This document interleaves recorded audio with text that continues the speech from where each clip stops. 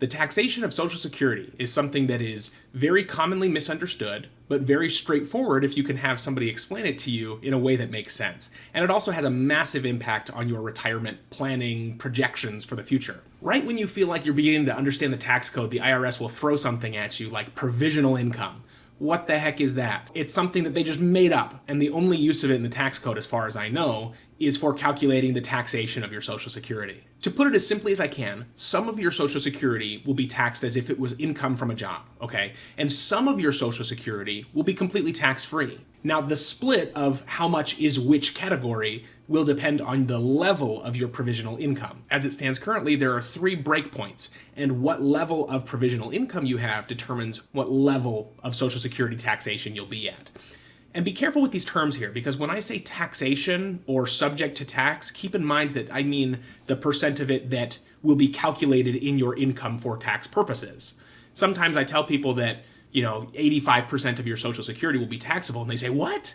What do you mean? You mean I'm only going to keep 15% of it? That's not what that means, right? That means 85% of it gets bracketed according to the tax brackets. Let's walk you through an example. Tiberius and Livia are married, they are 67, and they are very recently retired. Livia was the breadwinner of the family, and Tiberius was a stay-at-home emperor. Their Social Security benefits are $1,500 per month for Tiberius and $3,500 per month for Livia. This gets them a total benefit of $5,000 per month, $60,000 per year. Since they just retired, they still have some money in savings, and they're going to use that to supplement their spending.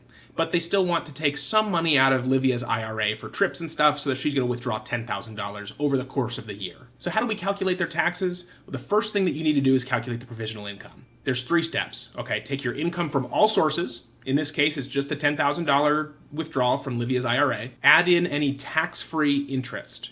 This is things like municipal bonds will pay interest that is exempt from taxation. But in calculating provisional income, you still have to add it into this calculation, even if the interest itself is not taxed. In their case, the Roman municipality was not offering any tax-exempt bonds at the time, so they don't have any interest there. Third and final step, add in half of their Social Security benefit. So half of $60,000, $30,000. So their provisional income is the $10,000 IRA withdrawal plus half of the Social Security. $10,000 plus $30,000 is a provisional income of $40,000. Here are the provisional income breakpoints for your reference. You can see that they are in the second breakpoint. They have the second level of Social Security taxation, which means that half of their Social Security is subject to tax. Let's estimate their tax burden for the year. You'll recall that I said that they're spending some from their savings account, but of course that doesn't count towards their income, even if they withdraw it, right? That's money that's already in their possession, so no worries there.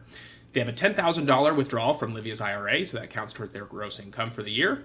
And because they're in the second level of Social Security taxability, they have half of their Social Security benefit gets included in their gross income.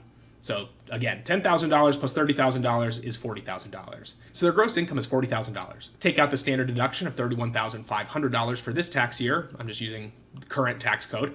And that gets them to a taxable income of $8,500, which then gets bracketed. In their case, the whole thing fits in the 10% bracket, so they only pay $850 of tax on their $40,000 or so of income.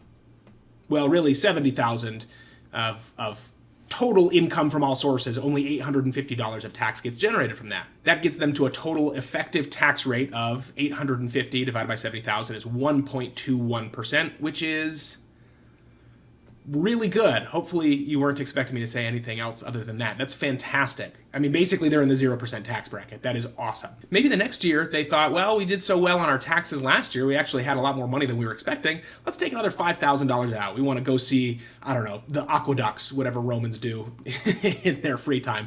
We want to go on a whole bunch of extra trips this year. So they take out an extra $5,000 compared to the year before from Livia's IRA. So their total IRA withdrawal the next year is $15,000. Now, really, their Social Security benefits would get, increased for cost of living adjustments, but I'm just going to keep things simple. Let's say that they've still got $60,000 of total Social Security benefits, and they've got $15,000 of withdrawals from Livia's IRA. Now let's take a look at their Social Security taxation, and you're going to start seeing pretty quickly what I mean by the pitfalls of Social Security taxation, right? Okay, first step, provisional income, $15,000 of withdrawals from the IRA, that counts as income, right? Plus half of the Social Security benefit, $15,000 plus $30,000 is $45,000. Uh-oh, 45 puts them in the third bracket or level of Social Security taxation. So 85% of their Social Security will be taxed as if it were income from a job. I sometimes mistakenly use the word bracket, but we really should use the word breakpoint for describing Social Security taxation.